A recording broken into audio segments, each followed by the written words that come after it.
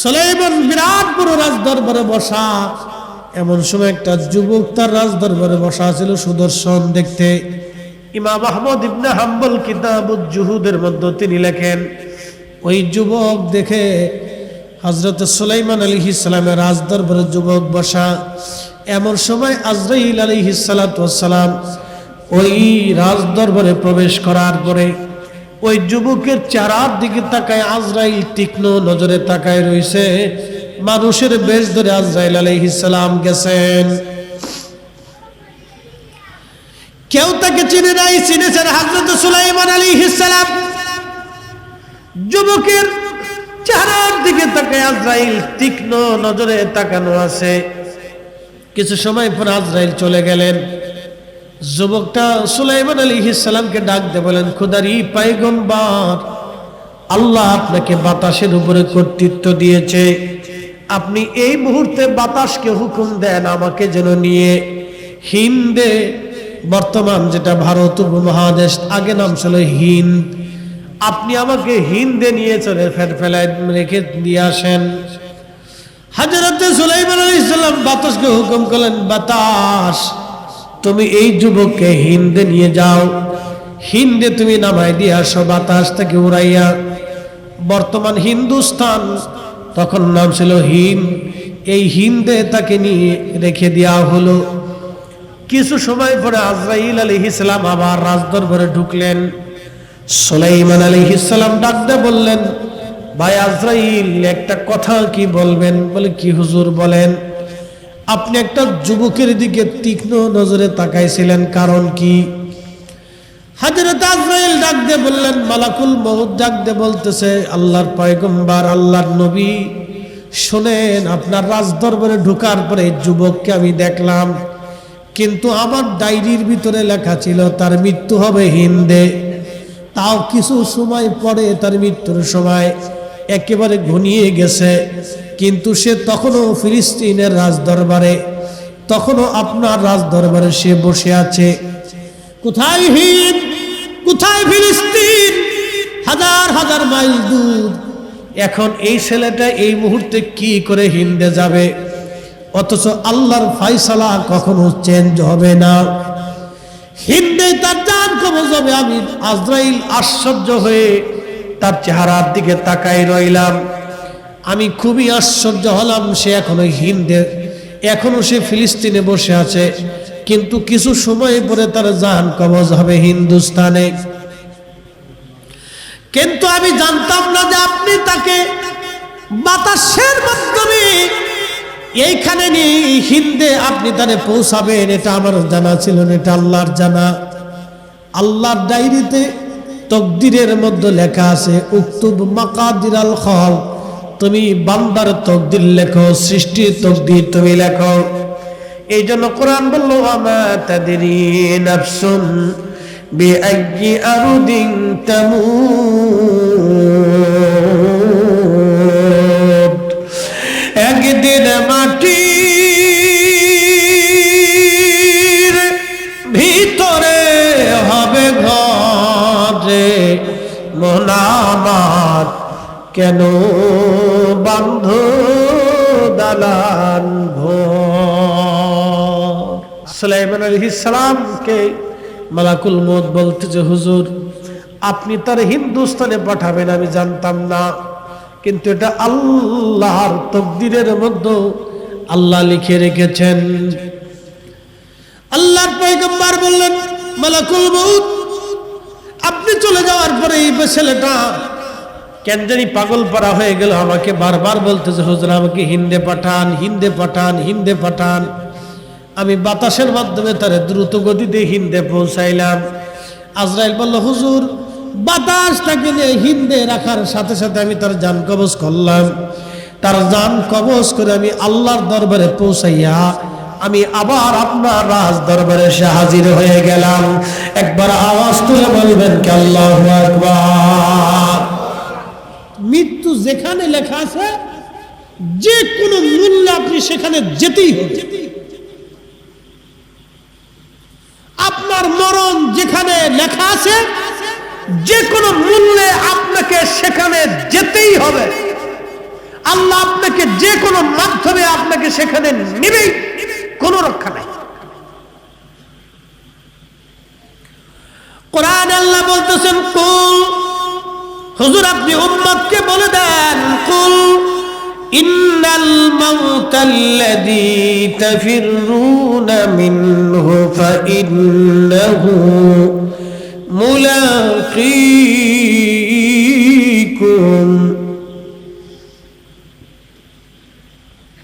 হুজুর আপনি বলে দেন, মানুষ মৃত্যু থেকে পালায়, মরণ থেকে বাঁচার জন্য সবাই চেষ্টা করে, কেউ মরতে চায় না। মরণ থেকে সবাই পালানোর চেষ্টা করে। অসুস্থ হলে বাংলাদেশের ডাক্তারের যদি কাজ না হয়, ইন্ডিয়ার ডাক্তার দেখানোর জন্য চলে যায়। তাতেও যদি না হয় সিঙ্গাপুরে চলে যায়। তাতেও যদি না হয় তাহলে আমেরিকা চলে যায়, লন্ডন চলে যায়, বড় বড় বিজ্ঞ বিজ্ঞ ডাক্তার দেখানোর জন্য। আচ্ছা বলেন তো, যারা বড় বড় চিকিৎসা বিজ্ঞানে নোবেল জয় করলো, তারাও কি দুনিয়াতে বেঁচে আছে? তারা কি একসময় বেঁচে থাকবে না? তারাও মারা যাবে। পৃথিবীর সবচেয়ে বড় ডাক্তার যিনি ছিলেন তার নাম ইবনে সিনা। মুসলিম একজন ডাক্তার, শুনবেন, তিনি অনেক বড় পরহেজগার ছিলেন। পুরুষ ডাক্তার রোগী আসলে উনি সরাসরি দেখতেন, কিন্তু কোনো মহিলা রোগী আসলে উনি সরাসরি কোনো নারীর চেহারা দেখতেন না, কোনো নারীর হাত ধরতেন না। উনি নারীকে পর্দার আড়ালে বসাইয়া সুতা ধরাই দিতেন, ওই মহিলার হাতে সুতা দিতেন, নিজে সুতা ধরতেন, সুতা টেনে টেনে টেনে টেনে ইবনে সিনা রোগ নির্ণয় করতেন। এত বড় চিকিৎসা বিজ্ঞানী হওয়ার পরেও তিনি বেঁচে থাকতে পারেন নাই। মৃত্যু থেকে পালানোর কোনো রাস্তা নাই। আল্লাহ বলতে যে, হাবিব উম্মতকে জানান, মরণ থেকে পালানোর চেষ্টা করে, ফাইন্নাহু মুলাকীকুম। মরণ থেকে পালানোর কোনো রাস্তা নাই। মরণ থেকে পালানোর রাস্তা নাই। মালাকুল মউত তার সাথে মোলাকাত করবে। মালাকুল মউত তার জান হরণ করে নিয়ে আসবে। সে পালিয়ে থাকতে পারবে না, লুকিয়ে থাকতে পারবে না। জিন্দেগি তোর যাইরে ফাঁকি দিয়া রে সোনার জিন্দেগি তোর যায় ফাঁকি দিয়া। ও আদাম রে,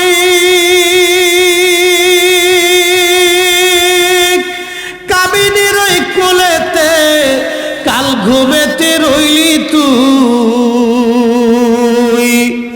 সারা নিশি কাটাইলি তুই ঘুমাইয়া ঘুমাইয়া রে সোনার জিন্দেগি তোর যায় ফাঁকি দিয়া। সালাতুন ইয়া রাসূলুল্লাহ আলাইকুম, সালাতুন ইয়া রাসূলুল্লাহ।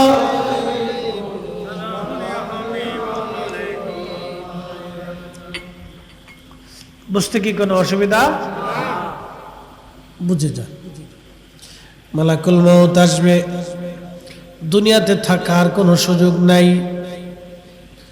মালাকুল মউত আসবে, আহারে তার সুরত আছে, বিরাট বড় সুরত। আজরাইলের আসল সুরত খুবই বিকট, খুবই ভয়াবহ সুরত তার। যখন পাপিষ্ঠ যারা আজরাইল আলাইহিস সালাম যখন আসে, তখন তার সুরত দেখার পরে ওই রুহুটা প্রত্যেক দেহের অঙ্গ প্রত্যঙ্গের মধ্যে পালায়। রুহু দৌড়াইতে থাকে, একবার পায়ের পৃষ্ঠদেশে যায়, আঙ্গুলের মাথায় আসে, পালানোর চেষ্টা করে, সে দৌড়ায় দৌড়ায়। মৃত্যুর যন্ত্রণা তখন বাড়তে থাকে, কঠিন হতে থাকে মৃত্যু। কত কঠিন মৃত্যু!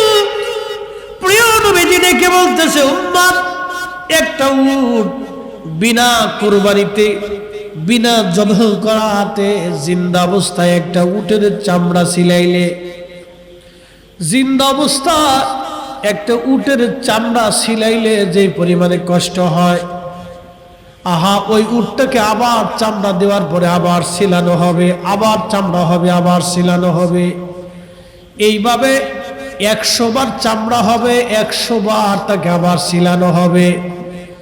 একটা উটকে 100 বার চামড়া ছিলাইলে যেই পরিমাণে কষ্ট হয়, বৎকার পাপিষ্ঠদের রুহু কবজের সময় এরকম কষ্ট হতে থাকে। আল্লাহ নবী বললেন, আঙ্গুলের মাথায় রুহুগুলি দৌড়ায় দৌড়ায় আসে, রুহুটা আবার বিভিন্ন জায়গায় দৌড়ায় আজরাইল থেকে পালানোর জন্য। কিন্তু আজরাইল আলাইহিস সালাম তাকে তো অবশ্যই নিয়ে চলে যাবে। যাকে নিয়ে যাওয়া হলো তাকে দেখা গেল না, যিনি নিলেন তাকেও দেখা গেল না, কিন্তু চলে গেছে সত্য। আব্দুল করিম মরে গেছে। করিমকে যিনি নিয়ে গেলেন তিনি মালাকুল মউত। করিমরেও দেখা গেল না, যিনি নিলেন তাকেও দেখা গেল না, যার হুকুমে নিলেন তারও দেখা যায় না, যেই জগতে নিয়ে যাওয়া হলো সেই জগতও দেখা যায় না। কিন্তু আব্দুল করিম ঠিকই চলে গেল, করিমকে ঠিকই নিয়ে যাওয়া হলো। করিম চলে গেল সত্য, করিম মারা গেল সত্য, করিমকে নিয়ে যাওয়া হলো সত্য। করিম মারা গেল, করিম চলে গেছে, করিমও সত্য, যিনি আজরাইল নিলেন তিনিও সত্য, যার হুকুমে নিয়ে যাওয়া হলো তিনিও সত্য, যেই জগতে নিয়ে যাওয়া হলো সেই জগৎ সত্য। আল্লাহর কোরআন বলতেছে, সুম্মা তুরাদ্দুনা ইলা আলিমিল গায়বি ওয়াশ শাহাদাত, অতঃপরে এমন একজন মালিকের কাছে তোমরা আসবা, যে মালিক আমি আল্লাহ। আমি আল্লাহ তোমার গোপনেরটাও জানি, তোমার প্রকাশ্যেরটাও আমি আল্লাহ রাব্বুল আলামিন জানি। তার মানে করিমরে যে নিয়ে যাওয়া হলো, করিম চলে গেল এটাও সত্য, যিনি নিলেন সেও সত্য, যাকে নিয়ে যাওয়া হলো তিনিও সত্য, যিনি নিলেন তিনিও সত্য, যার হুকুমে নিলেন তিনি মালিক, আলিমুল গায়ব, গায়েব জানলে ওয়ালা। একবার জোরে বলবেন কি মারহাবা। যিনি নিলেন আল্লাহ, যার হুকুমে নিলেন আল্লাহ, যিনি নিলেন মালাকুল মউত, যাকে নিলেন করিম, যেই জগতে নিয়ে যাওয়া হলো আলমে বারজাখ, কবরের জগৎ। এত সময় ছিলেন দুনিয়ার জগৎ, এখন চলে আসতেছে কবরের জগৎ। আল্লাহ রাসূল বললেন, একটা উটকে 100 বার চামড়া ছিলাইলে যে পরিমাণে যন্ত্রণা হয়, কাফির আর বেঈমানদের মৃত্যু এরকম ভয়াবহ কষ্ট হতে থাকে। আল্লাহ রাসূল বলেন, ইমানদার, তোমাদের জন্য একটা সুসংবাদ আছে। সুসংবাদ হলো, যখন নবীর গোলাম, আল্লাহর গোলাম যখন মারা যায়, তখন জিবরাইল আলাইহিস সালাম সুন্দর সুরত নিয়ে আজরাইল আসে। আজরাইলকে দেখলে, মালাকুল মউতকে দেখলে ডর হয় না। তখন মালাকুল মউত ডাক দেয়, ইয়া আইয়াতুহান নাফসুল মুতমাইন্না তুরজিই ইলা রাব্বিকি রাদিয়াতাম মারদিয়া ফাদখুলি ফি ইবাদি ওয়াদখুলি জান্নাতি।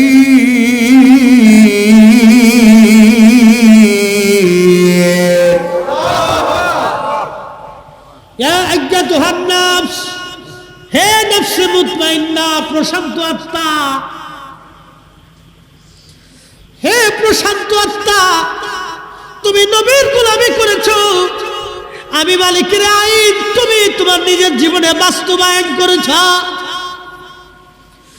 হে নফসে মুতমাইন্না, তোমার দ্বারা কোনো মানুষের ক্ষতি হয় নাই, তুমি কোনো মানুষের হক নষ্ট করো নাই, তোমার দ্বারা কোনো মানুষ কষ্ট পায় নাই, রাষ্ট্রের ক্ষতি হয় নাই, সমাজের ক্ষতি হয় নাই। তুমি নবীর গোলামি করে আল্লাহর আইন মেনে মেনে তুমি চলে আসছো। হে নফসে মুতমাইন্না, প্রশান্ত আত্মা, সুস্থ আত্মা, তুমি আসো আমি আল্লাহর দরবারে। একবার জোরে বলা যাবে কি মারহাবা। এজন্য ওলিরা ইন্তেকাল করলে তাদের মাজার হয়।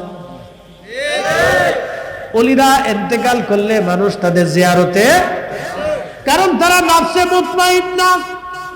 ইরজিই, আসো ইলা রাব্বিকি রাদিয়াতাম মারদিয়া, আমি আল্লাহর খুশির দিকে তুমি আসো। আমি আল্লাহ তোমার উপরে খুশি, আমি আল্লাহ তোমার উপরে খুশি।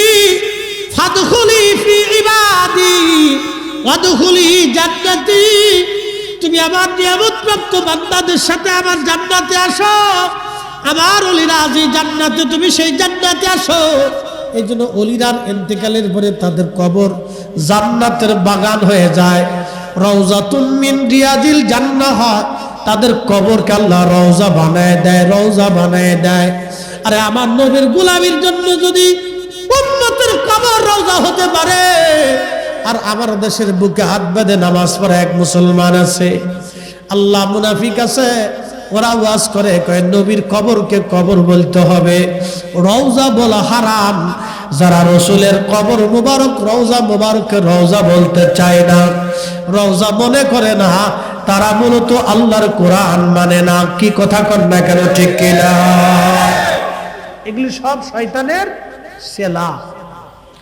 সাচ্চে মুসলমান ওরা, নামে মুসলমান, ইমানদারের ইমান নিয়ে করছে যারা খেলা, ওরাই তো আসলেই এজিদেরই চেলা।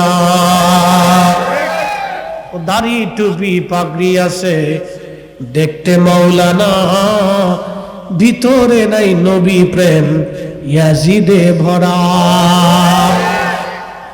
আরে কেউ যদি কোরআনের আয়াত বুঝে, তাহলে তো বুঝতেই হবে খাজা বাবা আজমিরের কবর রওজা হয়ে গেছে। কি কথা কর না কেন? কেউ যদি কোরআনের আয়াত বুঝে, নফসে মুতমাইন্নার আয়াত যদি বুঝে, ইরজিই ইলা রাব্বিকি রাদিয়াতাম মারদিয়া, তুমি আল্লাহর সন্তুষ্টির দিকে আসো। আহা, মুজাদ্দিদ আল ফেসানির কবর আল্লাহ রওজা বানাই দিলেন। খাজা বাহাউদ্দিন নকশবন্দ বুখারীর কবর রওজা হয়ে গেল।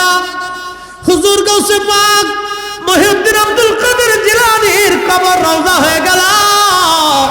আল্লাহর ওলি সাহাবা ইকরামের কবর আল্লাহ রওজা বানাই দিল। একবার জোরে বলা যাবে কি মারহাবা। আরে নবীর কদমের গোলামের জন্য যদি নবীর গোলামের কবর রওজা হয়, তাহলে মনিবের কবর কি হতে পারে? কানার ঘরের কানা। কোরআন পড়ে কিন্তু কোরআনের হাকিকত বুঝে না, ঠিক কিনা? এই জন্য সুন্নি আহলে সুন্নাত ওয়াল জামাত ছাড়া কোনো মা ওলির জন্ম দিতে পারে।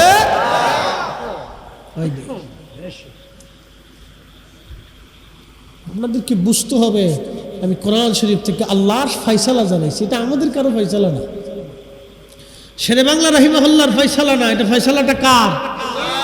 এটা কি শেরে বাংলা রাহিমাহুল্লাহ লেখছে? পৃথিবীর কোন আলেম লেখছে? আল্লাহর নবী নিজে লেখছে? না, এটা আল্লাহর কালাম। যদি বলেন কার কালাম? আল্লাহর কালাম, আল্লাহর পবিত্র জবান নিঃসৃত বাণী। রব বলেছে ওরা আমার সন্তুষ্ট প্রাপ্ত বান্দা, ওদের কবর আমি রওজা বানাই দেই, ওদের আখিরাতকে আমি জান্নাতি বানাই দেই, ওরা আমার সন্তুষ্টির দিকে ফিরে আসে। এই জন্য আল্লাহর ওলি যারা, এদের জিয়ারত কিয়ামত পর্যন্ত চলতে থাকবে, কোনোদিনও বন্ধ করতে পারবে না। কথা কন ঠিক কিনা? এটা চলবে চলবে চলবে। এই জন্য আল্লাহকে খুশি করে যান, আল্লাহকে সন্তুষ্ট করে যান, আল্লাহর রাজামন্দি হাসিল করেন, নবী পাকের কদম মুবারকের গোলাম হয়ে যান, গোলামিতে নেশার হয়ে যান। এই জন্য আল্লামা ইকবাল কত চমৎকার লিখেছেন, কে ওফা তুনে मुहम्मद से तू हम तेरे ये जान चिज ही किया लौह कलम तेरे बलगल उला बिकमालिही كشفت أجابي جما حسنت جميع خصاله صلوا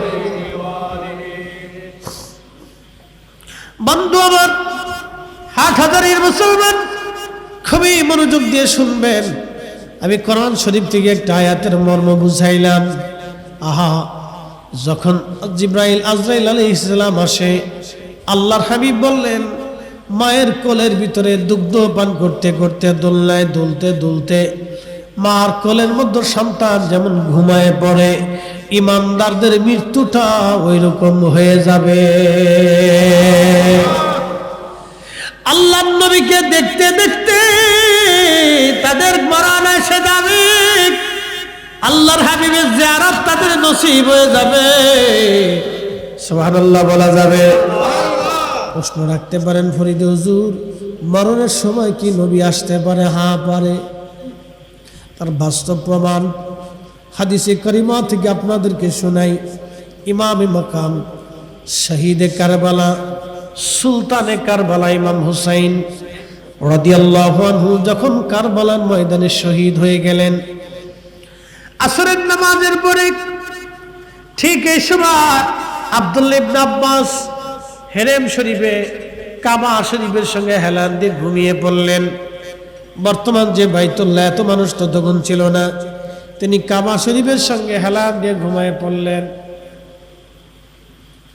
স্বপ্নের মধ্যে দেখতেছে আল্লাহ নবীজির হাত মুবারকের মধ্যে রক্ত নবীজির শরীর মুবারকের মধ্যে ধুলাবালি গা মুবারকের মধ্যে এই আপনার জুব্বা মুবারকের উপরে ধুলাবালি লাগা চুল দাড়ি মুবারক এলোমেলো দেখা যায় আল্লাহর হাবিব তিনি দৌড়াইয়া কাবা শরীফের দিকে আসতেছেন আর চোখের পানি ফেলে ফেলে নবীজি কাঁদতেছিলেন ইবনে আব্বাস নবীজির আপন সাহাবী নবীজির আপন চাচাতো ভাই ছিলেন রাইসুল মুফাসসিরিন কোরআনের সবচেয়ে বড় মুফাসসির তিনি বলতেছেন আমি স্বপ্ন দেখি কাবার থেকে নবীজি কেঁদে কেঁদে দৌড়ায় দৌড়ায় আসি আমি জিজ্ঞেস করলাম ইয়া রাসূলুল্লাহ আপনার চোখে পানি কেন চুল দাড়ি মুবারক এলোমেলো কেন আপনার গা মুবারকের মধ্যে ধুলাবালি লেগে আছে কেন হুজুর এইভাবে দৌড়ায় দৌড়ায় কেঁদে কেঁদে আসতেছেন কেন আমি ইবনে আব্বাস তো আপনাকে জীবনে কোনোদিন এরকম দেখি নাই আপনি কেন এইভাবে কাঁদতেছেন আল্লাহর হাবিব কেঁদে কেঁদে বলে ইবনে আব্বাস মক্কাতুল মুকাররমে খবর দাও আমার হুসাইন আর দুনিয়াতে নাই আমি আমার হুসাইনের শাহাদাতের সময় আমি আমার হুসাইনের পাশে ছিলাম আমি আমার হুসাইনের রক্তগুলি নিয়ে হুসাইনের সাথীদের রক্ত নিয়ে আল্লাহর আদালতে যাচ্ছি একবার জোরে বলা যাবে কি আল্লাহু আকবার চিৎকার করে বলবেন কি ইয়া রাসূলুল্লাহ তাহলে আশিকের ইন্তেকালের সময় নবী আসে কি আসে না এসব গম্বদওয়ালে मंजूर दुआ करना जब वक्त नजर आए आका दीदार अता करना दीदार अता करना मैं कब्र अंधेरी में घबराऊंगा जब तन्हा इमदाद मेरी करने आ जाना रसूल अल्लाह इमदाद मेरी करने आ जाना रसूल अल्लाह रोशन मेरी तुर्बत को लिल्लाह जरा करना जब वक्त नजर आए आका दीदारे अता करना दीदारे अता करना सलातुन या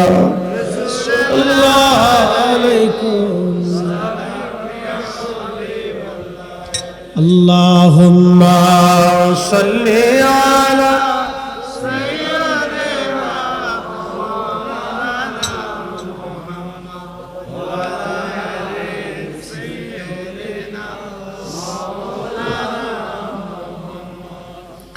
বন্ধুগণ, যান কবজ হয়ে গেল।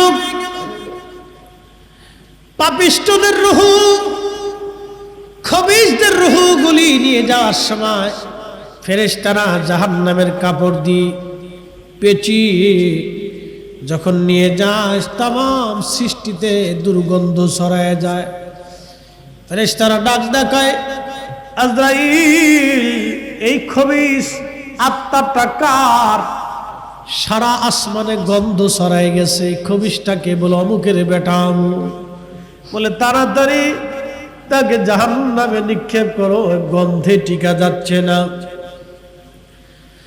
আর যখন ইমানদারের রূহগুলি নিয়ে যাওয়া হয়, সারা আসমান জগতে সুগন্ধ ছড়ায় যায়। ফেরেশতারা ডাক দেখে, আজরাইল, এই নফসে মুতমাইন্নার অধিকারী কে? কোন ব্যক্তি যার সুগন্ধ তামাম আসমান জগতে ছড়ায় গেল? তখন আজরাইল বলতেছে, অমুকের বেটা অমুক। বলে তাড়াতাড়ি তাকে জান্নাতে নিয়ে যাও।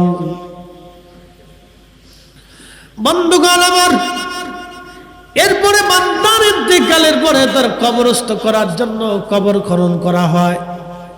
আহা, রুহু যদি বদকার হয়, ওই রুহুটা কাঁদতে থাকে আর বলে, সন্তানদারে, আমার এত তাড়াতাড়ি কবরস্থ করো না, আমার কবরটা জাহান্নামের টুকরা হয়ে গেছে। সন্তান মানে না, আত্মীয় স্বজন বুঝে না, গ্রামবাসী কেউ আর রাখতে চায় না। যত বড় ধনী হোক, মরে যাওয়ার সঙ্গে সঙ্গে ঘর থেকে বের করে নিয়ে উঠানে নিয়ে চলে আসে। কত জমিদারি, বাহাদুরি, দুনিয়ার সম্পদের অহংকার, কত রাজা বাদশা, যাদের ভয়ে মানুষ থরথর করে কাঁপত, তাদের কবরের পাশে আজ গরু, ছাগল, হাঁস, মুরগি, ভেড়া, গাধা, দুম্বা চড়ে বেড়ায়। তাড়ানোর ক্ষমতা যার তাদের নাই। ওই বান্দাটার রূহ কাঁদতে দেখে আর বলে, সন্তান, আমার তাড়াতাড়ি কবরস্থ করো না, আমার কবর জাহান্নামের টুকরা হয়ে গেছে। সন্তানরা বলে, তাড়াতাড়ি আব্বাজানকে কবর দিয়ে দেন, 24 ঘন্টা পরে গন্ধ ছড়ায় যাবে। মানুষের ইন্তেকালের পরে 24 ঘন্টা পরে পায়খানা রাস্তা দিয়ে একটা পোকা বের হয়ে আসে। এই পোকাটা সারা শরীরের মধ্যে ছড়াইয়া যায়, দেখা যায় না চোখ দিয়া, সারা শরীরের মধ্যে ছড়াইয়া শরীর থেকে তখন গন্ধ বের হতে থাকে। গন্ধ 24 ঘন্টা পরে শরীর থেকে গন্ধ বের হয়। আহারে, দুর্গন্ধে মানুষের কাছে যেতে পারে না। ছেলে মেয়ে, আত্মীয় স্বজন, গ্রামবাসী বলে, তাড়াতাড়ি কবর দাও, গন্ধ ছড়াইছে, কার কবর দুনিয়াতে রাখা যাবে না। সাদের বাড়ি, সাদের গাড়ি, সাদের জমি জমা সব রাখিয়া কবরে সেই দিন একা পথের যাত্রী হতে হবে। কবরে সেই দিন একা পথের যাত্রী, দুনিয়ার সব রেখে একা রওনা হতে হবে। একা শূন্য হাতে পৃথিবী বিখ্যাত বাদশা জুলকারনাইন, বাদশা জুলকারনাইনের ইন্তেকালের পরে জুলকারনাইন উজিরকে বলেন, উজির রে, আমার ইন্তেকালের পরে দুটা কাজ তোমরা করবে। 1 নম্বর কাজ হলো, আমার ইন্তেকালের পরে আমার ডান হাতটা তোমরা আমার কাফনের বাইরে এইভাবে উন্মুক্ত রেখে দিবা। 2 নম্বর, আমাকে কবরে নেওয়ার সময় সোনা দানা টাকা পয়সাগুলি যারা আমাকে বহন করে কবরে নিয়ে যাবে তাদের পায়ের নিচে ছিটাই দিবা। উজির ডাক দে বলল, হুজুর আপনি এত বড় প্রতাপশালী বাদশা, তামাম দুনিয়ার বাদশাহী আল্লাহ আপনারে দিয়েছিল, আপনার হাত কেন বাইরে রাখবো, কারণ কি?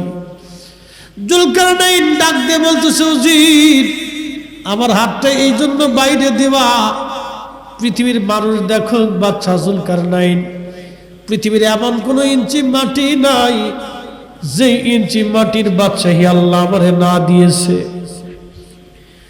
যেই বাদশার কথা কোরআন শরীফে যার কথা আসছে, পৃথিবী জুড়া বাদশাহী দিয়েছিলেন। সূর্য যেখানে ডুবে যায় যে সাগরে, সেখান পর্যন্ত তিনি গিয়েছিলেন, যা আজও বিজ্ঞান যেতে পারে নাই। সূর্য যেখান থেকে উঠে সমুদ্রের শেষ সীমানা পূর্ব, বিজ্ঞান যেখানে যেতে পারে নাই তিনি সেখানে গিয়েছিলেন। এত বড় বাদশা শূন্য হাতে বলে, আমি তামাম পৃথিবী জয় করেছিলাম আমার এই হাতের তলোয়ারের জোরে। এই হাতের তলোয়ার চালনা দেখে কত মানুষ রাজ্য ছেড়ে পালিয়ে গেল। আমি জুলকারনাইন শূন্য হাতে কবরে চলে যাচ্ছি, দুনিয়ার মানুষ দেখুক। তামাম পৃথিবীর বাচ্চা হওয়ার জন্য আমি অনেক সম্পদের মালিকাস, আমার কবরস্থ করার জন্য আমার খাটিয়া যখন নিয়ে যাওয়া হবে লাশ, তাদের পায়ের নিচে সোনা দানা টাকা পয়সা হীরা মানি মুক্তা জহরত পিছাই দিবা। দুনিয়ার মানুষ বুঝুক এই সোনা দানা টাকা পয়সা দিয়ে বাদশা জুলকারনাইনকে দুনিয়াতে রাখা যায় নাই। যদি সোনা দানা টাকা পয়সা দিয়ে মানুষকে দুনিয়াতে রাখা যাইতো, তাহলে জুলকারনাইন কবরে যাওয়া লাগতো না। মানুষ এটা বুঝুক, সোনা দানা টাকা পয়সা জুলকারনাইনের হায়াত দেয় নাই। আল্লাহ নবী বললেন, কবরে নিয়ে যাওয়া হয়, গোসল করানো হয়, তখন রুহটা কাঁদতে থাকে। দেখবেন যখন গোসল করা হয় আলতো আলতো ভাবে তার শরীর মেসেজ করে ধুতে হয়, জোরে চাপ দেওয়া তার নিষেধ। ধীরে ধীরে ধীরে ধীরে তারে গোসল করানোর নিয়ম। পানি ঠান্ডা দিতে হয় না, কুসুম কুসুম গরম পানি দিতে হয়। কুসুম কুসুম গরম পানি দিয়ে তারে গোসল করানো হয়, বড়ই পাতা দেওয়া হয়। আহা, পৃথিবীর বড় বড় রাজা বাদশারা চলে গেল, তাদের কবরের চিহ্ন অনেকের হারিয়ে গেছে, কবরের মাটি পর্যন্ত হারিয়ে গেছে। তাদের রাজত্বের সীমানা আজ দুনিয়াতে নাই রে। তাদের সম্পদের অহংকার আজকে দুনিয়ায় নাই, সৈন্য সামন্ত তাদের বাঁচায় রাখতে পারে নাই। মানুষ আমরা বেহুশ, সবাইকে আল্লাহর দরবারে চলে যেতে হবে। আল্লাহ বলেন, ইন্না নিশ্চয় লিল্লাহি, আমরা আল্লাহর জন্য, ওয়া ইন্না ইলাইহি রাজিউন, আমরা আল্লাহর দিকে সবাই ফিরে চলে যাব। আল্লাহর কাছে সবাই ফিরে চলে যাব। 8,000 মুসলমান, আল্লাহর নবী বলতেছেন, যখন গোসল করাইয়া খাটিয়ার কবর থেকে যখন উঠে চলে আসে, তখন রূহ কাঁদতে থাকে, সন্তানদারে আমরা একা ফলায় যাইব না, কবরের জিন্দেগি বড় কঠিন, এই পথে আমি একা একা রওনা, আমার সঙ্গী কেউ নাই। দুনিয়ার জেলখানায় বন্দী হইলে চেয়ারম্যান, মেম্বার, ওসিডি, সিএসপি, নেতা কর্মী দিয়া, উকিল মুক্তার দিয়া তারে সারানোর ব্যবস্থা করা হয়। কিন্তু কবরের জেলখানায় যদি নেওয়া হয়, কে সারাবে, কে দেখতে আসবে সেই দিন? আমার রাসূল ছাড়া আর কোন গতি নাই। কথা কোন ঠিক কিনা?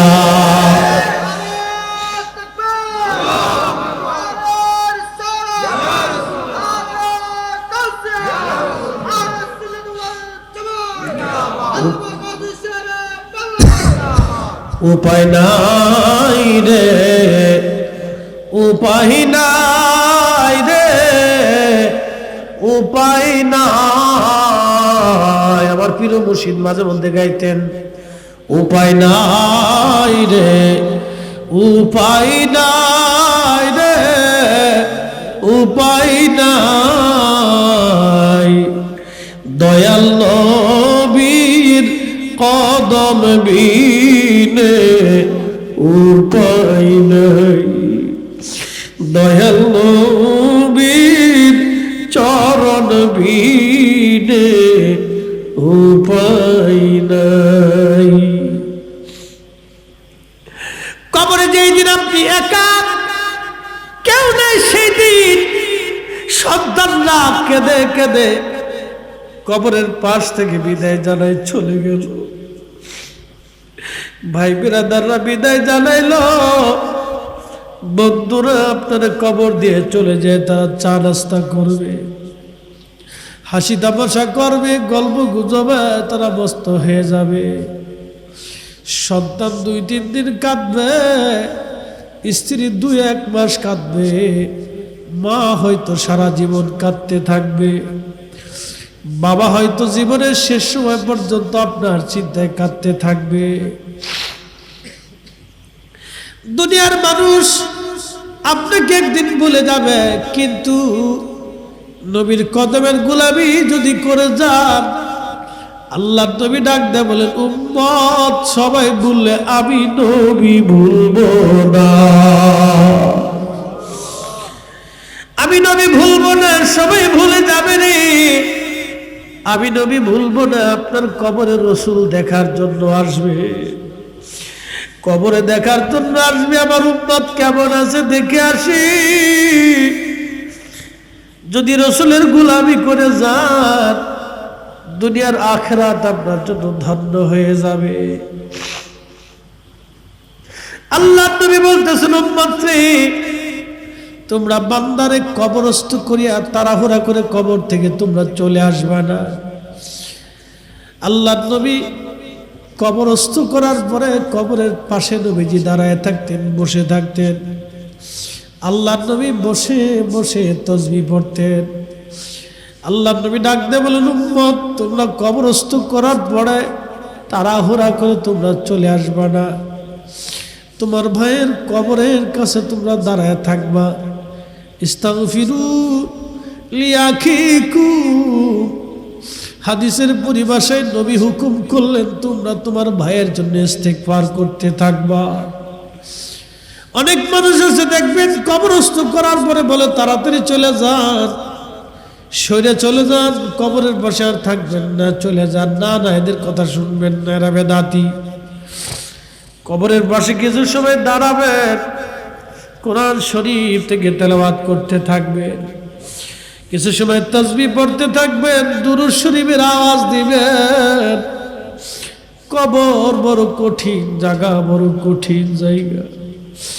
আল্লাহর হাবিব ডাক দেয়া বলতেছে, উম্মত রে, কবর থেকে তাড়াহুড়া করে চলে আসবা না। একটা উট জবাই দেওয়ার পরে এই উটটাকে সিলানোর পরে চামড়া সিলাইয়া গোশত বানাইয়া বন্টন করতে যে সময়ের দরকার, তোমার ভাইয়ের কবরের পাশে সেই সময়টুকুন পর্যন্ত তোমরা দাঁড়ায় জিকির করো, কোরআন শরীফ পড়তে থাকো, দুরূদ শরীফ পড়তে থাকো। ইস্তাগফিরু লিআখিকুম, তোমার ভাইয়ের কবরের পাশে দাঁড়ায় ইস্তিগফার করতে থাকো, কারণ কিছু সময় পরে মুনকার নাকির আসবে। মুনকার নাকির আসিয়া প্রশ্ন তুলবে, মান রাব্বুকা ওয়া দীনুকা মা কুনতা তাকুল ফি হাক্কি হাযার রাসূল। 3টা প্রশ্নের জবাব যদি কেউ দিতে না পারে, তার কবরের জিন্দেগি বড় কঠিন,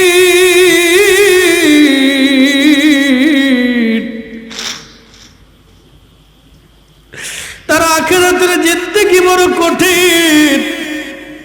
কবরের জিন্দেগি বড় কঠিন, কবরের জিন্দেগি বড় ভয়াবহ হবে।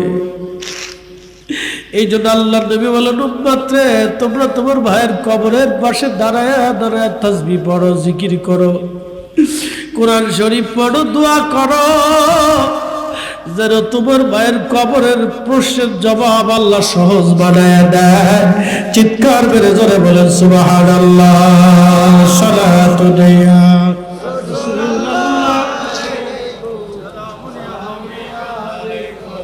সালাতু আলাইয়া রাসূলুল্লাহ সালামুন ইয়া হাবিবাল্লাহ আলাইকুম আল্লাহুম্মা সাল্লি আলা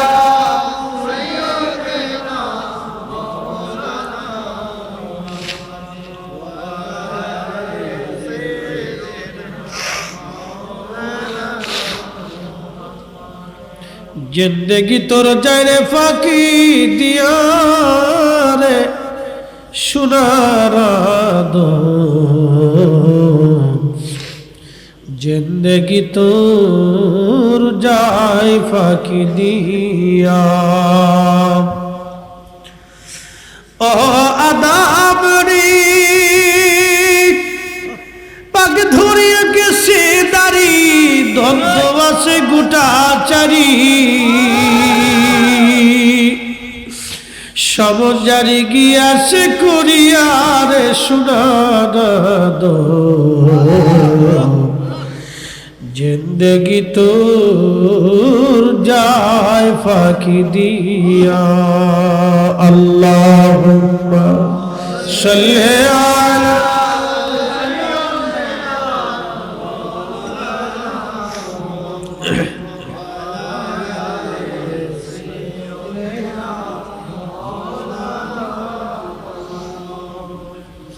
কবর বড় কঠিন জায়গা। আল্লাহ রাসূল বলেন কবরের পাশে দাঁড়াও। নাহাইতুকুম আন জিয়ারাতিল কুবুর, কবর জিয়ারত আগে আমি নিষেধ করতাম, ফাজুরুহা এখন আর নিষেধ করি না, তোমরা কবরের পাশে যাও, জিয়ারত করো, জিয়ারত করো, কবরের পাশে দাঁড়াও। কবরের পাশে দাঁড়াইলে তোমার দুইটা লাভ হবে, একটা আখিরাতের কথা মনে হবে, 2 নম্বর তোমার দিল পাথরের মতো যদি শক্ত হয়, করস্থানে কবরের পাশে দাঁড়াইলে মোমের মতো নরম হয়ে যাবে। একবার জোরে বলা যাবে কি সুবহানাল্লাহ।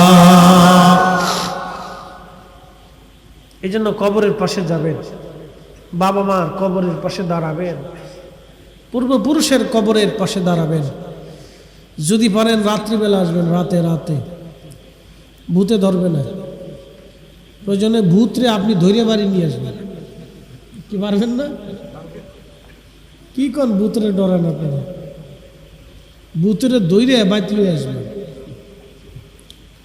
ভূতের ডরে যাবেন না, ভয় নাই। কবরের পাশে যাবেন রাত্রে। আল্লাহ রসুলের আদত ছিল, যদি কোনোদিন মদিনাতে যান দেখবেন আল্লাহর হাবিব যেখানে ঘুমায়, রওজা শরীফ এখানেই ছিল নবীজির হুজরা মোবারক, বাম পাশে বাবি জিব্রাইল, সামনের দরজা দিয়ে বের হয়ে আমার নবীজি বামে দেখবেন জান্নাতুল বাকি, সাহাবীদের কবর। আহা, নবীজি তাহাজ্জুদের সময় হেঁটে হেঁটে চলে যাইতেন। আম্মা যারা আয়েশা বলেন, আমি বিছানাতে হাত দিয়ে দেখি নবী নাই। চিন্তা করলাম রাসূল বুঝি অন্য কোনো বিবির ঘরে গেলেন কিনা, কারণ মেয়েদের আদত, মেয়েদের একটা অভ্যাস আছে, কারো স্ত্রী যদি 2 জন হয় তাহলে এক স্ত্রী সন্দেহ করে ওই বিবিরই মনে হয় টাকা পয়সা বেশি দেয়, আর ওইজন সন্দেহ করে এরে বুঝি পয়সা করে কাপড় চোপড় বেশি দেয়। দেখবেন এই কারণে ঘরের মধ্যে আর সুখ পাওয়া যায় না। এই জন্য কবি লিখছেন, সুখ নাহি রে সুখ পরাণের পাখি, নতুন করে বিয়ে করে চট্টগ্রাম থাকি, আমার সুখ নাই রে। বুঝছেন?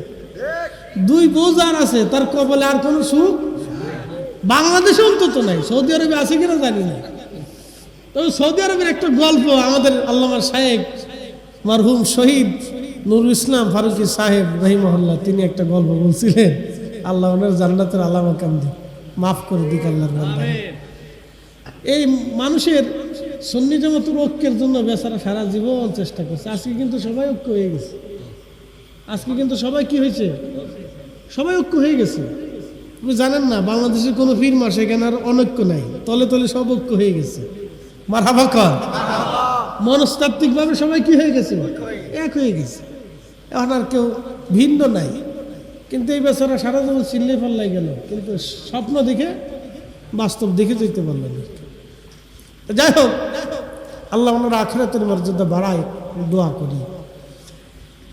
উনি একদিন গল্প করতেছে এক ওয়াজে, তখন উনি সৌদি আরবে চাকরি করে। এক বাঙালি আর এক সৌদিয়ান দুইজনে ফিটাফিটি করতেছে, মারামারি করতেছে। তো বাঙালিরা তো খালি হাতে মারামারি করতে পারে, বাঙালিদের অভ্যাস। এরা খালি হাতে ফিটাফিটি করতে পারে, এরা কিছু না পেলে পায়ের জুতাটা হলে পারে। দেখলেন না মসজিদের ভিতরে কেমন গুতাগুতি চলতেছে? উরে বাপরি বাপ! বাইতুল মুকাররম মসজিদ, আল্লাহর ঘর, জুতা দিয়ে, তারপরে যে জুতা রাখার যে বাক্স, হেতা দিয়ে যে যারে পারতেছি হেরে মারতেছে। এই যে মসজিদ, ওরা মনেই নেই। ছি ছি ছি, কতটা নিকৃষ্ট! ভুলেই গেছে যেটা আল্লাহর ঘর মসজিদ। এগুলো কিয়ামতের আলামত, কিয়ামতের আলামত। মতানৈক্য হতে পারে, তার জন্য কি মসজিদে মারামারি করবে? এটা কথা হলো না। মনোযোগ দিয়ে হযরতে ফারুক সাহেব বলতেছেন যে বাঙালি আর সৌদিয়ান দুইজনে ফিটাফিটি করতেছে। তো বাঙালি কিছু না পাইয়ে পায়ের জুতা খুলে ফিডাইতেছে। যখন বাঙালি পায়ের জুতা খুলে ফিডে, তখন সৌদিয়ান দাঁড়ায় দাঁড়ায় হাসে। অন আর মারে না, অন খালি হাসে। তো ফারুক সাহেব দৌড়ে যায় সারাইতেছে। এই সৌদিয়ানরে আরবিয়ানরে জিগায়, এই আরবিয়ানরে জিগে, তুই তোরে যে জুতা দিয়ে ফিডায় তুই হাসস কে? হাসবো না, ও তো কাপুরুষ। বলে কি লেগে কাপুরুষ? কয় শোন, আমার বউ আছে অনেকগুলো, মাঝে মধ্যে আমার বউরা আমার জুতা দিয়ে ফিডায়। তো ও বাঙালি, ও জুতা দিয়ে ফিটাইতেছে, ও তো মহিলা। ও বুঝতেছে এটা তো বেডির মতো, বেডির আমার জুতা দিয়ে ফিটায়, তো ও যে জুতা দিয়ে ফিটায় ও তো কাপুরুষ, ও তো বেডি। বুঝতে পারছেন? যার বউ দুই তিনটে আছে, এর সুখে নাই, বিরাট অসুখে রয়েছে। এ মানে দুনিয়াতে থাইকেও অসুস্থ, এ বিরাট বড় ফেরার মধ্যে আছে।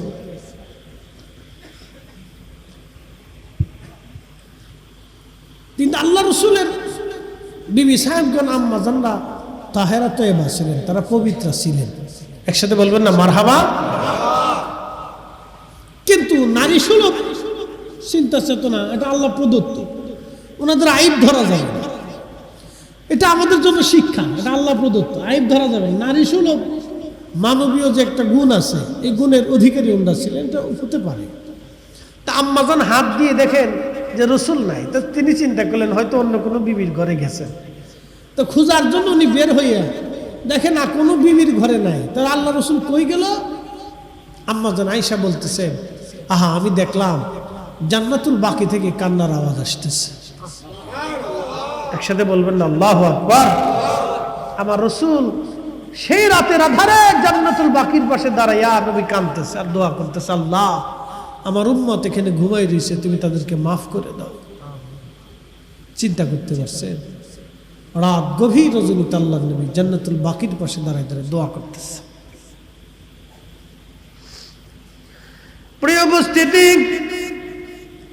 বেশি বেশি করে কবরের পাশে যাবেন, যদি সম্ভব হয় রাত্রিবেলা যাবেন, রাতের আধারে শেষ রাত্রে ফজরের সময় যাবেন, অথবা সন্ধ্যা রাত্রে যাবেন। যদি বেশি ভয় হয় তাহলে ফজরের নামাজের সময় আপনি যাবেন, অথবা ফজরের নামাজ পড়ে অন্ধকার অন্ধকার থাকতে থাকতে যাবেন। দাঁড়াবেন নীরব নির্জন নিভৃতে। আপনি কবরের পাশে যখন দাঁড়াবেন, দেখবেন আপনার শরীর শীতল হয়ে আসবে, আপনার কাল ঠান্ডা হয়ে যাবে। আল্লাহর কসম করে বলতেছি, আপনি স্তব্ধ হয়ে নীরব দাঁড়িয়ে থাকবেন, দাঁড়াইয়া চিন্তা করবেন এখানে আগামী বাসস্থান আমার জন্য আসবে। ঠিক ওই সময় আপনার শরীর ঠান্ডা হয়ে যাবে, ঠান্ডা হয়ে যাবে, শীতল হয়ে যাবে, আপনার কাল ঠান্ডা হয়ে যাবে। এই জন্য কবরের পাশে দাঁড়াবেন, জিয়ারত করতে যাবেন, মার কবরের পাশে দাঁড়াবেন। বলে হুজুর কবরের পাশে দাঁড়াইলে কি লাভ? হা বলে দিয়ে যাই, যখন আপনি সালাম দিবেন মায়ের কবরের পাশে দাঁড়ায়, আপনার মা সালামের জবাব দিবে। মা দেখে কিন্তু আপনি দেখেন না, রুহু দেখে, মা দেখে আর খুশি হয়ে বলে আমার করিম আমার জিয়ারতে আসছে। আল্লাহু আকবার, আমার করিম আমার জিয়ারতে আসছে, আমার করিম আমারে ভুলে নাই। বাবার কবরের পাশে যখন দাঁড়াবেন, বাবার রুহুটা কান্দার বলে দেখ আমার করিম আসছে, আমারে ভুলে নাই, আমার করিম আমার জিয়ারত করার জন্য আসছে। তারা দেখে কিন্তু আপনি দেখেন না, আপনার সালাম তারা শুনে কিন্তু আপনি শুনেন না, আপনার কথা তারা শুনে, মুনাজাত শুনে কিন্তু আপনি তাদের কথা শুনেন না। একদিন মাটির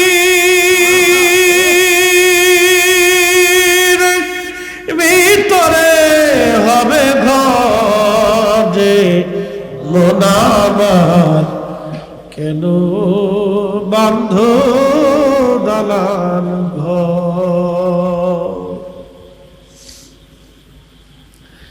বড় কঠিন জায়গা কবর। 6 মাস, 10 বছর, 15 বছর, 20 বছর, 50 বছর, 100 বছর পরে আর কেউ আপনার কবরের পাশে দাঁড়ানোর নাই, কেউ নাই। ছেলে যতদিন বেঁচে থাকবে ততদিন হয়তো সন্তান আপনার কবরের পাশে হয়তো দাঁড়াবে কোনো না কোনো সময়। কিন্তু নাতির জমানা যখন আসবে, দাদার কথা নাতিরা আস্তে আস্তে ভুলে যাবে। পুতির জমানা আসার পরে আপনার কবরের চিহ্ন জগৎ থেকে হারিয়ে যাবে। মাত্র 50 বছরের ব্যবধানে আপনি পৃথিবী থেকে নিশ্চিহ্ন হয়ে গেলেন, হারিয়ে গেলেন। মাত্র 50 বছরের ব্যবধানে আপনার সন্তান আপনার বংশ থেকে আপনি হারিয়ে গেলেন। এখানে যদি আমি জিজ্ঞেস করি কয়জন বাবার কবরের পাশে মাসে একবার যান, সপ্তাহে একবার যান, খুব কম পাওয়া যাবে। যদি জিজ্ঞেস করি দাদার কবরের পাশে মাসে একবার যান কি আছেন, তাহলে পাওয়াই যাবে না। যদি বলি বছরে একবার কি আছেন, হয়তো 2-1 জন হাত বাড়াইতে পারে। যদি জিজ্ঞেস করি আপনার দাদার বাবার কবরের পাশে কয়বার দাঁড়ান, খুঁজেই পাওয়া যাবে না। এটাই পৃথিবী। পৃথিবী থেকে অহংকারী হওয়ার কিছু নাই, পৃথিবী থেকে উচ্ছৃঙ্খল হওয়ার কিছু নাই, দুনিয়া থেকে, দুনিয়া পাওয়ার পরে পাগল পড়া হওয়ার কিছু নাই। আখেরাতের কথা চিন্তা করা লাগবে আপনাকে। আখেরাতের জন্য আপনাকে সামানা নিতে হবে, আখেরাতের জন্য নবীর গোলামি নিতে হবে, আখেরাতের জন্য কিছু রুজি সদাই আপনাকে নিয়ে যাওয়া লাগবে। সেই সদের নাম হলো ঈমান আর আমল। ঈমান আর আমল। এই জন্য ঈমানকে বিক্রি করতে হয় না, ঈমান বিক্রি করতে হয় না। ঈমান আকীদা কারো কথায় জলাঞ্জলি দিতে হয় না, কারণ ঈমান চলে গেলে আর ঈমান পাবেন না। একবার বেঈমান হয়ে যদি কবরে চলে যান আর আপনি ঈমান পাবেন না। যদি আমলহীন হয়ে কবরে যান, ক্ষমা পাওয়ার রাস্তা হতে পারে, কিন্তু বেঈমান হয়ে কবরে চলে গেলে ক্ষমা পাওয়ার আর কোনো রাস্তা নাই। এই জন্য সাহাবীরা জীবন দিয়ে দিছে, চামড়া দিয়ে দিছে, গোশত দিয়ে দিছে, ঈমান দেয় নাই, ঈমান দেয় নাই। আমরা সুন্নিরা জীবন চলে যাবে, আমাদের ঈমান আমরা বিক্রি করব না। কথা বলেন ঠিক না ঠিক? আল্লাহু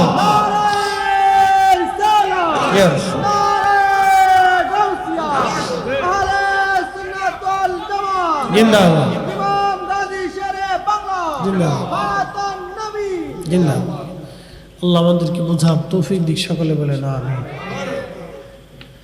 হ্যাঁ, কবর বড় কঠিন জায়গা, বড় ভয়াবহ জায়গা এটা। কতদিন এখানে থাকতে হবে আমাদের জানা নাই। অতএব এই কবরের জন্য আপনাদেরকে দুইটা জিনিস নিতে হবে। এক নম্বর ঈমান, দুই নম্বর আমল। দুইটা জিনিস আপনাকে নিতেই হবে। যদি শূন্য হাতে চলে যান তো সর্বনাশ হয়ে যাবে। বাবাজি, বন্ধু আমার, এই জন্য দুনিয়ার থেকে কিছু রুজি নিয়ে যেতে হয়। কিছু নামাজ, জিকির, ফিকির, ইবাদত, তাহাজ্জুদ, এগুলি কবরে নিয়ে যাবে। কোরআন শরীফে এক আয়াত আল্লাহ ওয়াজ করছে, একসাথে জোরে বলি তো আল্লাহু আকবার। ইয়া আইয়ুহাল্লাযীনা আমানু লা তুলহিকুম আমওয়ালুকুম ওয়ালা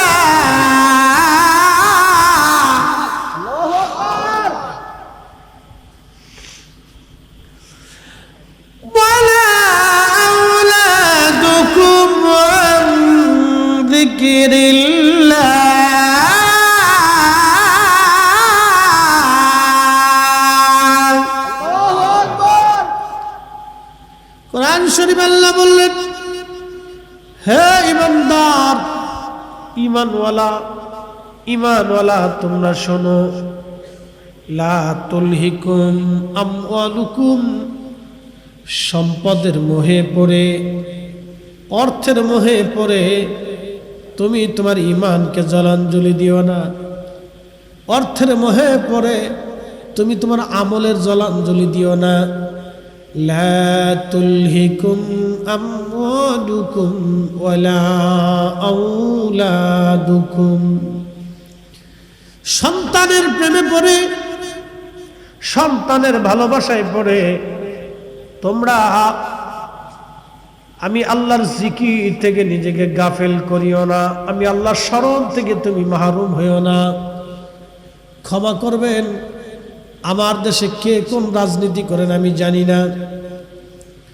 আমি কোনো অধিক রাজনীতিবিদদেরকে আমি পছন্দ করি না, কারণ এরা দুনিয়ার মোহে সম্পদের চিন্তায় তারা রাজনীতি করে। অধিক মানুষ জনগণের চিন্তায় রাজনীতি করে না। যদি সবাই জনগণের চিন্তায় রাজনীতি করত তাহলে আমার দেশের গরিব মানুষের গরিব থাকতো না। কথা বলেন ঠিক কিনা? কে কোনটা করেন আমি জানি না, সেটা আপনার ইচ্ছা, কিন্তু আমি অধিক রাজনীতিবিদদেরকে পছন্দ করি না। এটা আমার ঘৃণার পাত্র। এটা বেশিরভাগ দুনিয়ার মোহে থাকে। খুব মনোযোগ দিবেন। আহা, আল্লাহর কোরআন বলতেছে দুনিয়ার সম্পদ আর সন্তানের প্রেমে পড়ে তোমরা আমি আল্লাহর জিকির থেকে গাফেল হইও না। আমার দেশের অধিক ধনী ব্যক্তি যারা আছেন, কত গরিবের হক অনেকে নষ্ট করে দিল, কত রাজনীতিবিদ গরিবের হক মেরে দিল, সন্তানকে দিয়ে দিল, মেয়েকে খুশি করলো, স্ত্রীকে খুশি করলো। আচ্ছা বলেন, করোনা এসেছিল, এই করোনার সময় বহু মানুষ মারা গেল। অনেক সন্তান বাবার লাশের পাশে যায় নাই, অনেক স্ত্রী স্বামীর লাশ দেখতে পর্যন্ত যায় নাই ভয়ে, যদি আমার করোনায় ধরে। অনেক মেয়ে বাবার লাশের পাশে যায় নাই ভয়ে, যদি করোনায় আমারে ধরে। অনেক স্বামী স্ত্রীর লাশের পাশে যায় নাই ভয়ে, যদি আমারে করোনায় ধরে। দুনিয়ার একটা ছোট্ট রোগ করোনার জন্য যদি মানুষকে ভুলে যায়, তাহলে একটু চিন্তা করেন হাসরের ময়দান, কবরের জিন্দেগি কত কঠিন হবে আপনার। কবর বড় কঠিন, হাসর বড় কঠিন। আল্লাহ বলেন, মাইয়া ফাআল যালিকা ফাউলাইকা হুমুল খাসিরুন।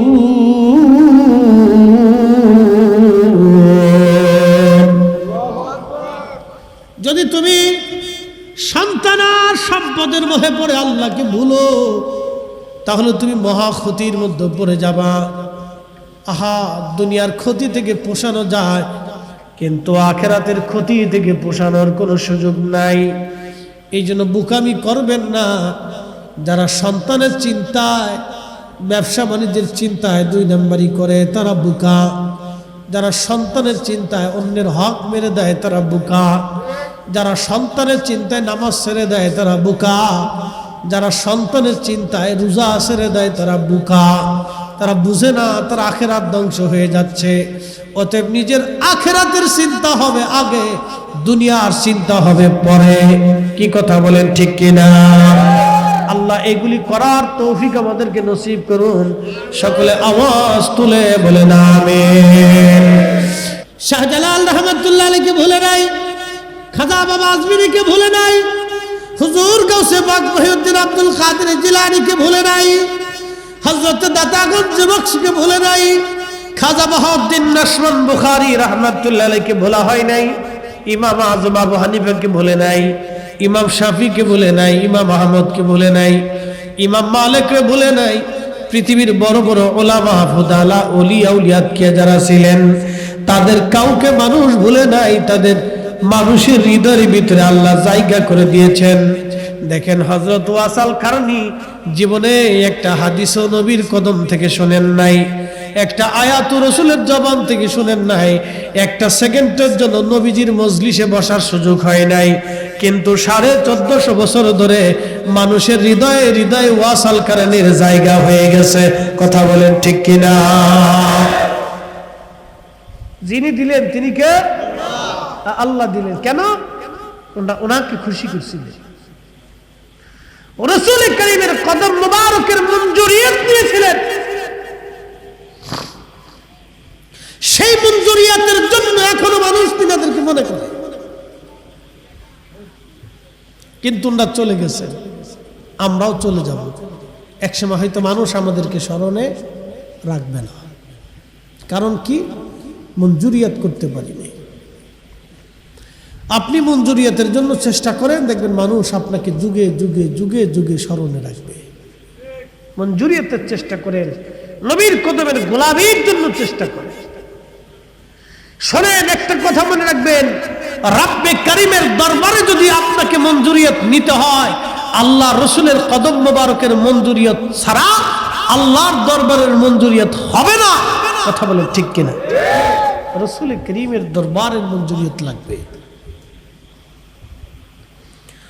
প্রিয় উপস্থিতি, আমি আমার মূল আলোচনার দিকে ফিরে যাব। বলছিলাম রুহের জগতের কথা, এরপরে আসলাম রেহেমের জগৎ। রেহেমের জগৎ থেকে আল্লাহ আমাদেরকে দুনিয়ার জগতে পাঠাইলেন। কারো হায়াত 30 বছর, কারো হায়াত 60, কারো হায়াত 40, কারো হায়াত 50, কারো হায়াত 100, কারো হায়াত 10 দিন, কারো হায়াত মাত্র 1 দিন, কারো হায়াত 10 মিনিট। বলেন তো, এই হায়াত যিনি বরাদ্দ করলেন, একসাথে বলে সে মালিকের নাম কি? কোনো সন্দেহ নাই, এটা মনে রাখবেন। হায়াতের বরাদ্দ যিনি করেছেন তিনি আল্লাহ। একটা সেকেন্ড যদি আমাদের দেরি হয়, আজরাইল একটা সেকেন্ডের জন্য দেরি করবে না।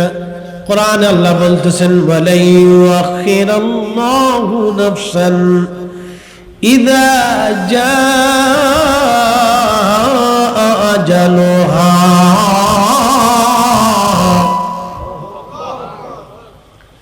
আল্লাহ বললেন, হাবিব উম্মতকে জানান, আমার বান্দার হায়াতের সীমানা যখন শেষ হয়ে যাবে, 1 সেকেন্ড আগেও হবে না, 1 সেকেন্ড পরেও হবে না।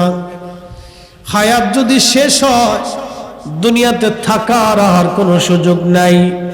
আর দুনিয়া থেকে কবরে চলে আসলে ফিরে যাওয়ার আর কোনো সুযোগ নাই। একদিন মাটির ভিতরে হবে ঘরে, মন আমার কেন বান্ধু দালান ঘর, মন আমার কেন বান্ধু দালান ঘর। ইন্নাল্লাহা ইনদাহু ইলমুস সাআ। নবী বললেন, কিয়ামত কোন দিন হবে? কোরআনে আল্লাহ বললেন হাবিব উম্মতকে জানান কিয়ামত কোন দিন হবে, কোন সময়ে হবে, কত তারিখে হবে, কোন মুহূর্তে হবে, দিনে না রাতে, আমি আল্লাহ ছাড়া কেউ জানে না। ওয়ায়ুনাজ্জিলুল গায়স, বৃষ্টি কখন আসবে, কোন সময় আসবে, আল্লাহ ছাড়া কেউ জানে না। একবার জোরে বলবেন কি মারহাবা। এই যে মাহফিলের আগে আজকে বৃষ্টি কখন হবে আল্লাহ ছাড়া কেউ জানে না, কোন সময় হবে আল্লাহ ছাড়া কেউ জানে না, আল্লাহ ছাড়া কেউ জানে না। ওয়ায়ালামু মা ফিল আরহাম, মায়ের পেটের মধ্যে ছেলে হবে না মেয়ে হবে আল্লাহ ছাড়া কেউ জানে না। একবার জোরে বলবেন কি মারহাবা। অনেকে মেয়ে হইলে অনেকের স্ত্রীর দোষ দেয়, খালি তোমার ঘরে মেয়ে হয়। অনেক পুরুষের ঘরে শুধু মেয়ে হইলে অনেকে বেজার হয়ে যায়। এ আল্লাহর বান্দা সাবধান, মেয়ে হইলে বেজার হবেন না। আবার ছেলে হইলে অনেকে শুধু বেজার হয়, খালি ছেলেই হয় মেয়ে হয় না, তাও না। বলেন তো মায়ের গর্ভে যিনি ছেলে মেয়ে দেন তিনি তো আমার আল্লাহ, ওনার দরবার থেকে বাজেট হয় কে কয়টা সন্তানের অধিকারী হবে। বাংলাদেশে এমন ধনী আছে কোটি কোটি টাকার মালিক কিন্তু একটা সন্তান নাই। এমনও ব্যক্তি আছে খাবার দেবার, শোয়াবার, ঘুমানোর জায়গা নাই কিন্তু তার 4-5টা সন্তান। এই সব ব্যবস্থার মালিক আমার আল্লাহ, এখানে মানুষের কোনো হাত নাই। কথা বলেন ঠিক কিনা? সালাতুন ইয়া রাসূলুল্লাহ,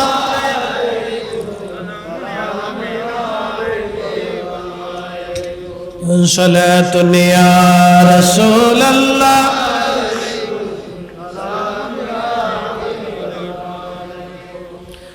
আমার কথা বুঝতে তো কোনো অসুবিধা নেই। আচ্ছা, আপনাদের আঞ্চলিক ভাষা আমি সহসা বুঝি কম, খুব কম বুঝি। এটা বোঝাটা অস্বাভাবিক কিছু না। এই সিলেট আর চট্টগ্রাম বাংলাদেশের দুইটা ডিভিশন, বাংলা ভাষা যে কি তেরিবেরি বিরাট বড় মুশকিল বোঝায়। যদিও প্রত্যেকের মায়ের ভাষাই সুন্দর, মায়ের ভাষা কি সুন্দর। আপনার আঞ্চলিক মার ভাষা এটা সুন্দর, এটা অসুন্দর বলার কিছু নেই, এটাও সুন্দর। মার ভাষা তো এটা সুন্দর, কিন্তু আঞ্চলিকতার এই বিষয়টা আমি বুঝি কম। কিন্তু আপনারা আবার আমাদের কথা বিশুদ্ধভাবে বললে আবার বুঝেন, বিশুদ্ধ বলতেও পারেন। আমি একটা জিনিস বুঝি না, বিশুদ্ধ বলতে পারেন আবার আঞ্চলিক ভাষাও বলতে পারেন। বিরাট অভিজ্ঞতা এটা। সিলেটেও মোটামুটি বেশ, তারা বিশুদ্ধ বলতে পারে আবার আঞ্চলিকও তো বলতে পারে। তাও আবার শোনা বালাও শুনি লোক খাইতা না বিয়ের লোক খাইতা সাবাও কাবৌকা হিতো বালাও শুনি সিলেটি।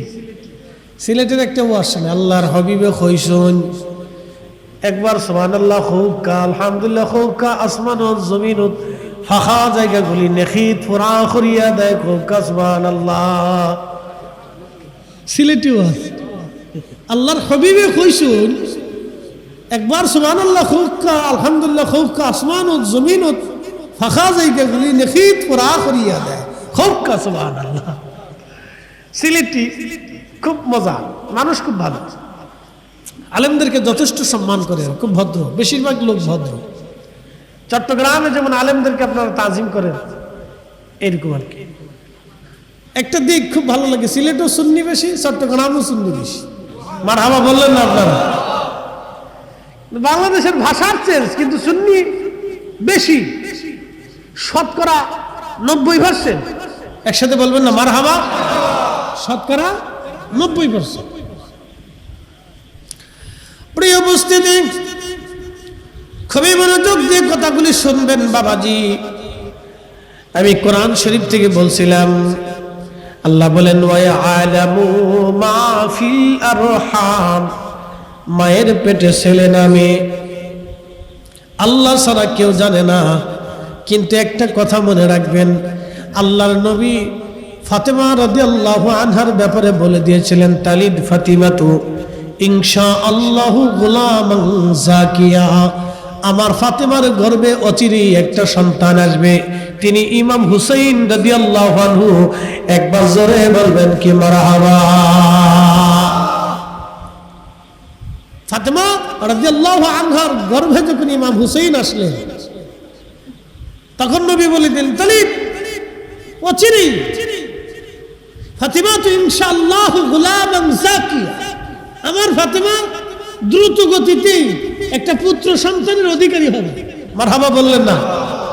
অথচ কোরআন বলতেছে ওয়ায়ালামু মা ফিল আরহাম, মায়ের পেটে ছেলে মেয়ে আল্লাহ ছাড়া পেটে না। কিন্তু আমার রাসূলকে আল্লাহ রাব্বুল আলামিন ইলম দান করছিলেন, এই প্রজ্ঞা আল্লাহ তার রাসূলকে দিয়েছিলেন। আল্লাহর হাবিবের সাথে আল্লাহর একটা হট কানেকশন ছিল। কি কথা কন না, ঠিক কিনা? একটা সরাসরি কানেকশন ছিল। ওহী 7 পদ্ধতিতে আসছে, তার এক পদ্ধতি হলো সরাসরি আল্লাহ রাসূল করিমের কাল মুবারক ওহী ঢেলে দিতেন। একসাথে বলবেন না মারহাবা। কি মুবারকে? কাল মুবারকে আল্লাহ সরাসরি ঢেলে দিতেন, এটা একটা পদ্ধতি। আর আরেক পদ্ধতি ছিল জিবরাইল আলাইহিস সালামের মাধ্যম দিয়ে, আর এক পদ্ধতি স্বপ্নের মাধ্যমে ছিল। এরকম ইমাম সুহাইলি লেখছেন 7 পদ্ধতিতে। প্রিয় চট্টগ্রাম হাটহাজারীবাসী, হাটহাজারী না? ঠিক আছে, হাটহাজারীর মুসলমান, খুবই মনোযোগ দিয়ে কথাগুলি শুনে যাবেন। যে যাই বলুক, কারো কথায় কর্ণপাত করা যাবে না। আমার রাসূল কারীমের শানকে যারা ছোট করে দেখবে, সে আমার বাপ চাচা আত্মীয় স্বজন হলেও তাকে মানা যাবে না, মেনে নেওয়া যাবে না। কথা বলেন ঠিক কিনা? বুঝে যাবেন, বাপ চাচা আত্মীয় স্বজন যে হোক, ও মানা যাবে না। এটা ভুলের মধ্যে আছে, গুমরাহির মধ্যে আছে। শোনেন, নবীর মোহাম্মদ ছাড়া, আল্লাহর হাবিবের ইশক ছাড়া কোনোদিনও কামালিয়াত হাসিল হয় নাই। এই জন্য আহলে সুন্নাত ওয়াল জামাত ছাড়া কোনো মা ওলি জন্ম দিতে পারে নাই। এ কথা বলেন না কেন, ঠিক কিনা? আহলে সুন্নাত ওয়াল জামাত ছাড়া কোনো মা ওলির জন্ম দিতে পারে নাই। কুতুব হয় নাই, আব্দাল হয় নাই, মুজাদ্দিদ হয় নাই, কোনো ওলি হয় নাই, কেউ হয় নাই, কোনো ওলি নাই। আহলে সুন্নাত ওয়াল জামাত ছাড়া কোনো মা ওলির জন্ম দিতে পারে নাই, আর কিয়ামত পর্যন্ত সম্ভব হবে না। এই কথাটা মনে রাখবেন সারা জীবনে মনে রাখবেন। রাসূল করিমের এক ছাড়া, গোলামি ছাড়া কেউ মঞ্জুরিয়াত পায় না। যত বুজুর্গি থাকুক, 1000 বছরের সেজদা হলো কাজ না, সারা জীবনে তাহাজ্জুদও কাজ হয় না। প্রিয় হাটহাজারীর মুসলমান, আল্লাহ রাব্বুল আলামিন পরবর্তী কোরআনের বাক্যগুলির মধ্যে তিনি আল্লাহ বলেন, ওমা তাদরি নাফসুম মাযা তাকসিবু গাদা। আগামী সময় মানুষের জীবনে কি বয়ে আসবে, কি আসবে, ভাগ্যে কি লেখা আছে, আল্লাহ ছাড়া কেউ জানে না। আগামী মুহূর্তটা আপনার জন্য কি আসবে আমরা কেউ বলতে পারবো না, কেউ বলতে পারবো না। আগামী সময়টা আমাদের ভাগ্যে কি আছে, আমাদের নসিবে আগামী সময়টা ভাগ্যের মধ্যে কি আছে, আমাদের কারোই জানা নাই। দেখেন, আমরা বাঙালির একটা হুজুগে মাতাল বাঙালি চ্যানেলে, ইউটিউবে, ফেসবুকে লেখা হলো 26 তারিখ কি একটা ঘটতে যাচ্ছে। আমার দেশের মানুষ 26 তারিখ নিয়ে পাগল হয়ে গেছে। আমি মনে করি 26 তারিখে কিছুই হবে না, আমার দেশের কিছু পোলাপান বিয়ে করবে, স্যার, আর কিছুই নাই। 26 তারিখে কি জন্য হবে, কি একটা হবে, কেউ লাগছে কোটিপতি হয়ে যাবে। কত পাগল ছাগল দেশে হয়েছে, বাঙালি হুজুকি মাতাল। তা আমি কই কিছু আর হবে না, তো কিছু পোলাপান বিয়ে করবে, এই তো শেষ, এই তো। কিছু মানুষ মারা যাবে, কিছু মানুষ দুনিয়াতে আসবে। কোরআন বলতেছে, ওয়ামা তাদরি নাফসুম মাযা তাকসিবু গাদা। এই জন্য কোনো গণকের কথা বিশ্বাস করা যাবে না, কোনো গণকের কথা বিশ্বাস করা যাবে না। যদি গণক বলে আপনার বিপদ আছে, বিশ্বাস করা যাবে না, কারণ এইগুলি সব ভ্রান্ত কথা। আল্লাহ বলতেছেন বান্দার ভাগ্যের মধ্যে কি লেখা আছে আল্লাহ ছাড়া কেউ জানে না। গণক যদি বলে তোমার ভাগ্যে এটা আছে, গণকের হাত ধরে বলবেন বেটা তোর নিজের ভাগ্য আগে গণনা করে দেখ, আগে একটা থাপ্পড় মেরে দিয়ে বলবেন বেটা এই যে থাপ্পড় যে তোরে মারবো তুই আগে 5 দিন আগে এটা কেন গণনা করে তুই বুঝতে পারিস নি যে আজকে তোরে থাপ্পড় মারবো। কিছু গণনা যারা করে বিশ্বাস করবেন না। 2 নম্বর, যারা গণনা করে রুটি রুজি করে টাকা পয়সা কামাই করে ওদের বাড়ি খাবেন না। এই কথা মনে রাখবেন, ওদের বাড়ি খাবেন না। ওদের বাড়ি খাওয়া আর কুত্তার বিষ্ঠা খাওয়া সমান। কুত্তার বিষ্ঠা বুঝছেন? কুত্তা খাওয়ার পরে যেটা বমি করে ফেলে দেয় এটাকে বলা হয় বিষ্ঠা। এটা যেমন অপবিত্র, নাপাক, দুর্গন্ধ, পচা, গণকের বাড়ির খাবার এরকম নাপাক, দুর্গন্ধ, পচা, ও বাড়ি খাবেন না।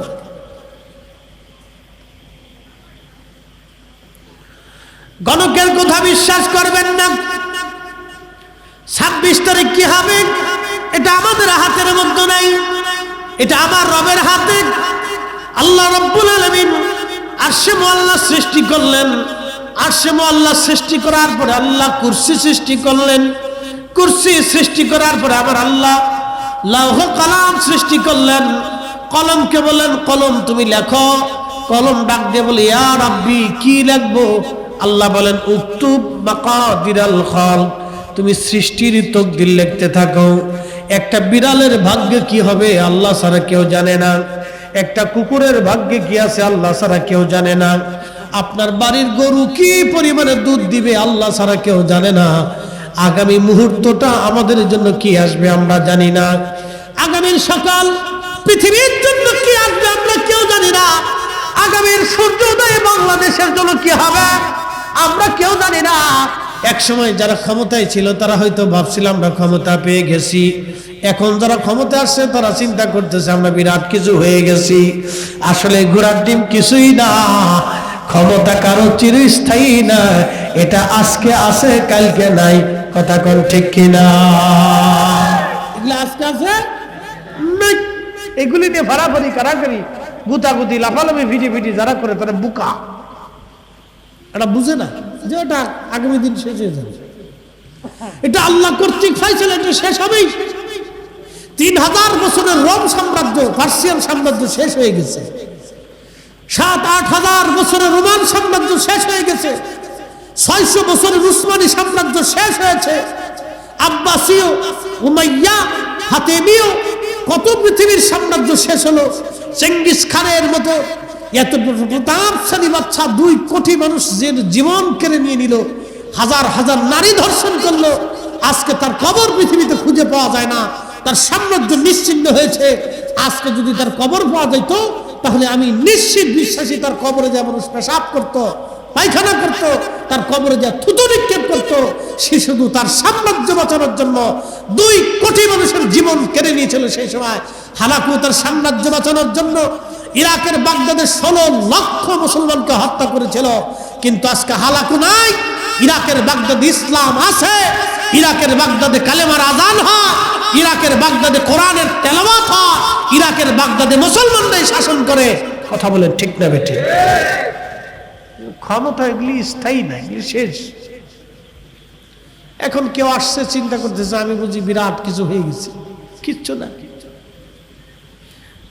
এটা দেখা যাবে ভালো কাজ করলে মানুষের হৃদয় থাকবে, না করলে ওই আল্লাহ আবার হৃদয় থেকে মানুষের অন্তর থেকে উঠাই নেবে, চলে যাবে।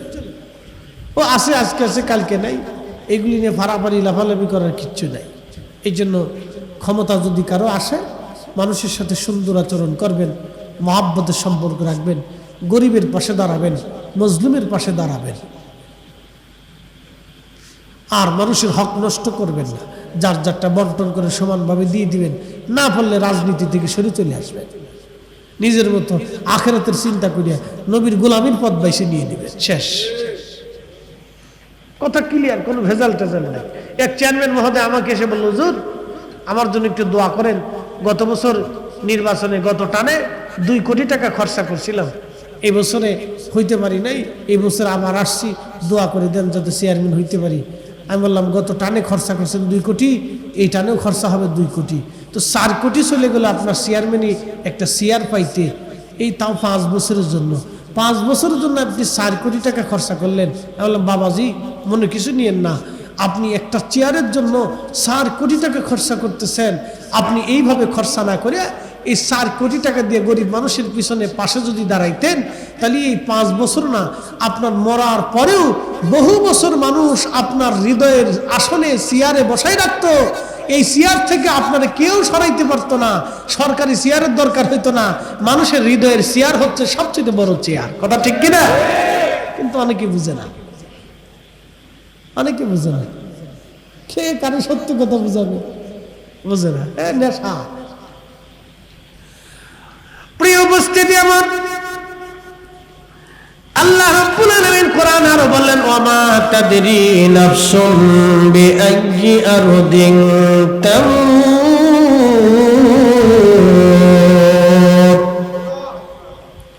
মানুষ কোন জায়গা, কোন স্থানে, কোন অবস্থায় মারা যাবে আল্লাহ ছাড়া কেউ জানে না। কোন জায়গা, কোন সময়, কোন মুহূর্তে, কোন স্থানে মানুষ মারা যাবে আল্লাহ ছাড়া কেউ জানে না, আল্লাহ ছাড়া কেউ জানে না।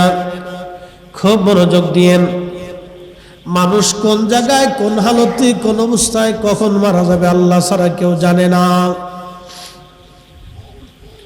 সুলাইমান আলাইহিস সালাম বিরাট বড় বাদশা। বর্তমান যে গাজায়, গাজার আগে নাম ছিল আসকালান,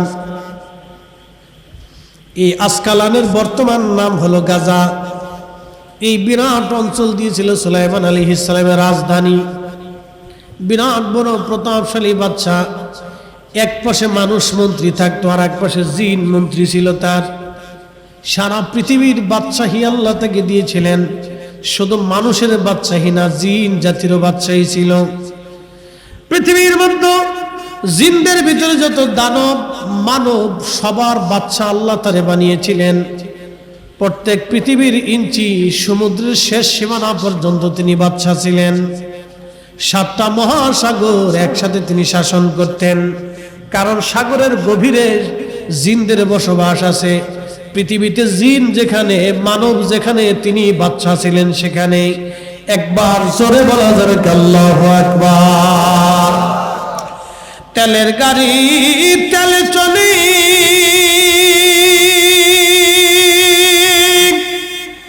হাওয়ার গাড়ি হাওয়ায় উড়ে, বিনা তেলে চালায় গাড়ি নবী সুলাইমান। আমরা সেই মুসলমান, আমরা সেই মুসলমান।